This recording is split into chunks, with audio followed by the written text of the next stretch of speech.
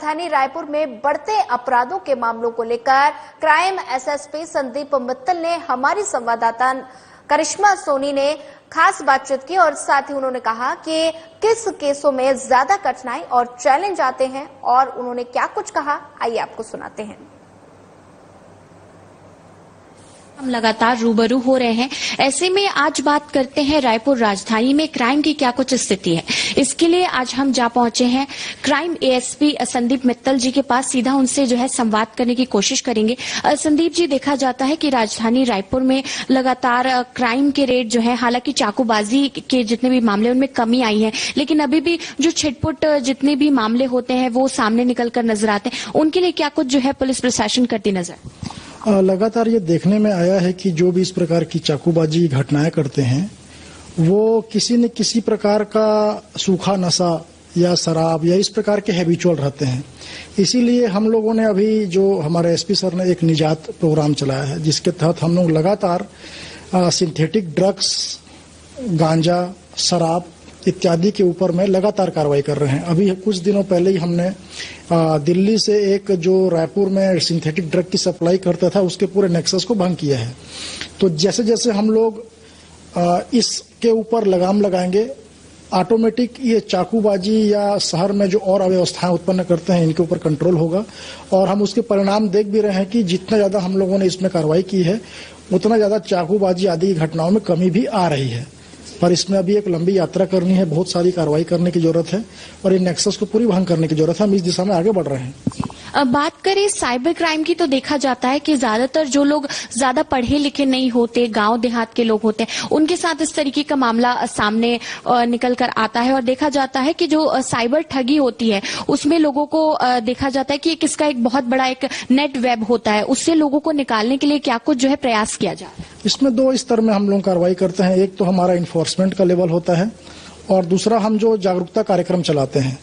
जागरूकता कार्यक्रम में आज हम लोग फेसबुक के माध्यम से, इंस्टाग्राम के माध्यम से लगातार अवेयरनेस के छोटे छोटे शॉर्ट क्लिप्स वगैरह, फोटोज वगैरह शेयर करते हैं। और इन्फोर्समेंट के लिए हम लोग जो लगातार आजकल विशेष तौर पे मैं आपको ये इन्फॉर्म करना चाहूँगा कि जो साइबर ट्रेडिंग के नाम पे ठगी हो रही है, जिसमें लोग एक लिंक वगैरह भेजते हैं, लिंक भेजने के बाद एक व्हाट्सएप ग्रुप बनाते हैं, व्हाट्सएप ग्रुप बनाकर लोगों को जोड़ते हैं, उनको एडवाइस देते हैं, कुछ उनसे शेयर की खरीदी भी करवाते हैं। खरीदी करवाने के बाद उनको कुछ न कुछ लाभ भी देते हैं और धीरे धीरे वो उनको अपने विश्वास में लेकर एक दिन अचानक से उनका एक बहुत बड़ा राशि उनसे इन्वेस्ट करा लेते हैं।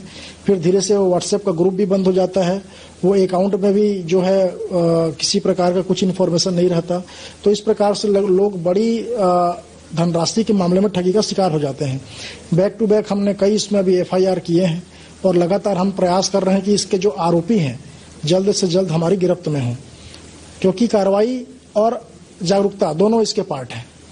अब बात करें ऑनलाइन ठगी की, तो देखा जाता है कि ब्लैकमेलिंग के केसेस भी बीच में काफी ज्यादा सामने जो निकल कर आए थे, जिसमें देखा गया कि लोगों को ऑनलाइन वीडियो कॉल्स आते हैं जिसके जरिए जो है फिर उन्हें ब्लैकमेल किया जाता है और पैसे की जो है मांग की जाती है। इस तरीके के केसेस में किस तरीके से आप कार्रवाई करते हैं? जनरली आप इसमें देखेंगे तो इसमें एक सामने वाला व्यक्ति किसी न किसी पुलिस का या क्राइम ब्रांच का फोटो लगाता है और फोटो लगाकर कहीं न कहीं से किसी का नंबर, आजकल हम लोग अपनी सूचनाएं, आम जनता अपनी सूचनाएं मॉल में या कहीं पर भी हम ऑनलाइन प्लेटफॉर्म में कोई चीज बुकिंग करते हैं तो इजीली दे देते हैं।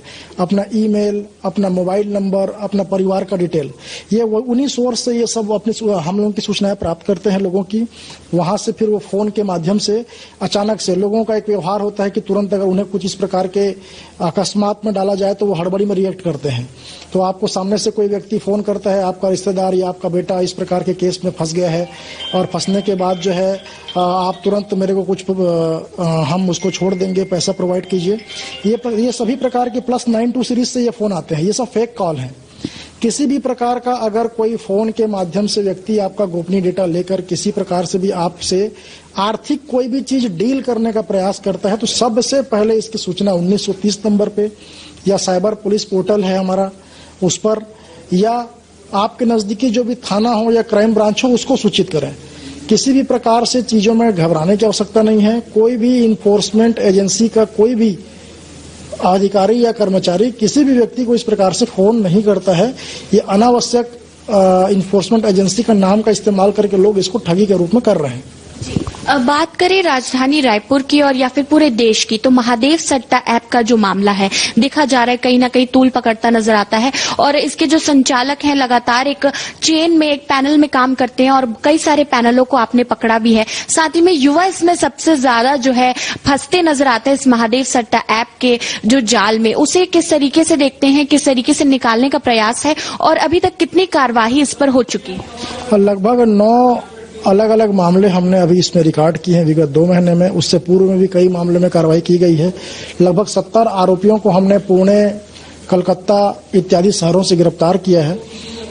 तो हमको जो देखने में आया है कि ये जो एक नेक्सस है, इसमें एक कोई व्यक्ति पैनल को प्राप्त करता है किसी से, पैनल का संचालन करने के लिए वो कई लोग को नौकरी पे रखता है और ये विशेष तौर पे ये नौकरी करने वाला जो उम्र है ये 21, 22, 23 वर्ष या कहीं पर विश्वविद्यालय में कोई स्टूडेंट वगैरह ये लोग उसका संचालन करते हैं और संचालन करने के बाद उनको ऑनलाइन प्लेटफॉर्म में भी कस्टमर उनको अवेलेबल हो जाते हैं। इनके सारा जो पैसे का ट्रांजैक्शन है, हमको इसी इन्वेस्टिगेशन के दौरान मालूम चला कि ये बहुत सारे फर्जी अकाउंट्स बनाए गए हैं। जो कुछ ऐसे लोग हैं जिनकी क्षमता नहीं है किसी अकाउंट में इतना पैसा फ्लो करने की। तो एक ये रैकेट भी काम कर रहा है इसमें कि कुछ जो नीडी लोग हैं उनसे उनका प्राइवेट डेटा लेके बैंक में अकाउंट खुलवाया जाए। ऐसे भी 3 लोगों की हमने अभी गिरफ्तारी की है। तो लगातार छत्तीसगढ़ पुलिस के द्वारा जो इसमें गिरफ्तारी की जा रही है, इसके ऊपर रेड कार्रवाई की जा रही है, इसका परिणाम यह निकला है कि इसका जो संचालन अब दूसरे राज्यों में बैठकर किया जा रहा है, लेकिन लगातार हम लोगों ने वहां पर भी अभी कार्रवाई की है। क्राइम की दुनिया की अगर बात करते हैं तो मास्टरमाइंड आपको कहा जा सकता है। कोई ऐसा केस हो क्राइम से रिलेटेड जिसे सॉल्व करने में काफी ज्यादा मुश्किलों का सामना करना पड़ा हो, लेकिन जब वो पूरा हुआ हो तो काफी ज्यादा खुशी महसूस हुई हो? कोई ऐसा केस आपका अभी तक हुआ? लगातार हम लोग क्राइम ब्रांच में जो भी केस डील करते हैं अपने आप में कुछ न कुछ नए पैटर्न का होता है। पर विगत दिनों हम लोगों ने जो एक मनी हाइस्ट वेब सीरीज की तर्ज पे जो ड्रग पेडलिंग और उसका सप्लाई का यहाँ पर कार्य हो रहा था, उसको हम लोगों ने जो पकड़ने में सफलता हासिल की। लगभग 1 महीने से हमारी टीम इसमें लगातार वर्क कर रही थी। हमारी टीम एक प्रोफेसर को खोज रही थी और एक लूसीफर को खोज रही थी, पर अंततः हमने उसको रेड करके, और चूंकि ये भी कम उम्र के ही लड़के हैं और बहुत टेक्नोलॉजी का इस्तेमाल, अलग अलग अकाउंट बना के उसमें पैसे का ट्रांजैक्शन, पर अंततः हम इसको क्रैक करने में सफल रहे। और इसका जो ट्रेल है वो हम पूरे इसके ट्रेल को, हमारे वरिष्ठ अधिकारियों का मार्गदर्शन है, उन्हीं के आदेश पे हम इस पूरे ट्रेल को ट्रेस करने का प्रयास कर रहे हैं। विभिन्न जगहों पर आपकी पोस्टिंग हुई है, जैसा कि आपसे जब चर्चा की तब हमने जाना। सबसे अच्छी जगह आपको कौन सी लगी काम करने के लिए? रोमांचक कहाँ पर लगता है? राजधानी रायपुर की कमान संभालने में लगता है या फिर कोई ऐसी जगह है जो आपको बहुत ज्यादा पसंद हो काम करने के मामले में? हर जगह की अपनी डिमांड रहती है। मैं पहले 2014 बैच का मैं डीएसपी हूँ। प्रोबेशन मेरा सूरजपुर में हुआ। सूरजपुर के क्षेत्र की एक अलग डिमांड थी, वहां पर हमने परफॉर्म किया। फिर मेरा पोस्टिंग कोरबा में एसडीओपी के तौर पे हुआ। वहां से फिर मैं मानपुर गया। मानपुर के बाद मैं जांजगीर टापा में डीएसपी ट्रैफिक के तौर पे काम किया। वहां से फिर मेरी पोस्टिंग कुनकुरी हुई। फिर मैं कुनकुरी में ही एडिशनल एसपी नक्सल ऑपरेशन में एडिशनल एसपी के रूप में वहां पर मेरे को नक्सल ऑपरेशन के रूप में सुकमा में वहां से गया मैं, और वहां से अपने नौकरी के पड़ाव में, अगले पड़ाव में रायपुर पहुंचा हूं। तो हर एक जगह की अपनी डिमांड थी और हमने अपने प्रोफेशनल बिहेवियर से उसको पूरा करने का प्रयास किया है। अब अभी रायपुर में आए हैं तो यहाँ के जितने भी क्राइम के केसेस हैं हम इसको भी बहुत अच्छे से डील करने का प्रयास कर रहे हैं। इसमें हमारे साथी क्राइम ब्रांच के सभी सदस्य, हमारे वरिष्ठ अधिकारियों का मार्गदर्शन हमको लगातार मिलता रहता है और जैसा ही भी उनके तरफ से बताया जाता है हम उसको परफॉर्म करते हैं। एक आखिरी और अहम सवाल पूछना चाहूंगी कि जब देखा जाता है कि हम क्राइम के जितने भी मामले होते हैं, जब आप उसे सॉल्व करते हैं तो देखा जाता है कि लोग जो है ज्यादातर देरी कर देते हैं पहुंचने में, साथ ही में बताने में कि क्या कुछ जो है उनके साथ घटा है। तो आपको राजधानी रायपुर में क्या कुछ चैलेंजफुल लगता है कि यहाँ पर काम करने में या फिर क्राइम देखने में, समझने में क्या कुछ चैलेंज जो है आपको महसूस होता है? मैं साइबर ठगी को लेकर ही बोलना चाहूंगा इसमें, क्योंकि साइबर ठगी में अक्सर ये होता है कि जितनी जल्दी हम पुलिस के पास पहुंचे या अपनी ऑनलाइन कंप्लेंट दर्ज कराएं, तो एक तो होता है ठगी हो जाना और एक होता है ठगी के अमाउंट को रिकवरी करना। लगभग 3 से 3.5 करोड़ रुपए अभी तक हम लोगों के बचा चुके हैं। ये उस कंडीशन में हुआ जब लोग घटना होने के तुरंत बाद हमारे पास पहुंचे। तो अगर साइबर ठगी के किसी मामले में लोग बिना देरी किए तत्काल।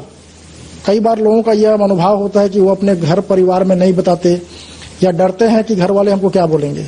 डरने की कोई आवश्यकता नहीं है। अगर इस प्रकार की चीजें हो गई हैं तो तत्काल साइबर क्राइम को सूचित करना है, ताकि हम आपके पैसे की रिकवरी कर सकें और जो भी इस प्रकार की घटना कर रहे हैं हम उसको पकड़ सकें।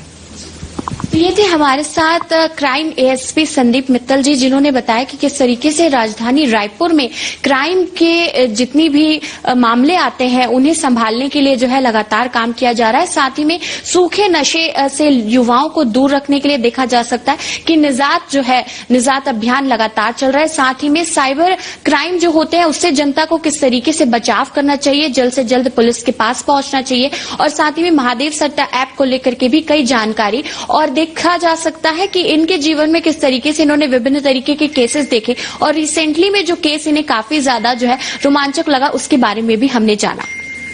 कैमरामैन नरेश राव के साथ करिश्मा सोनी, सात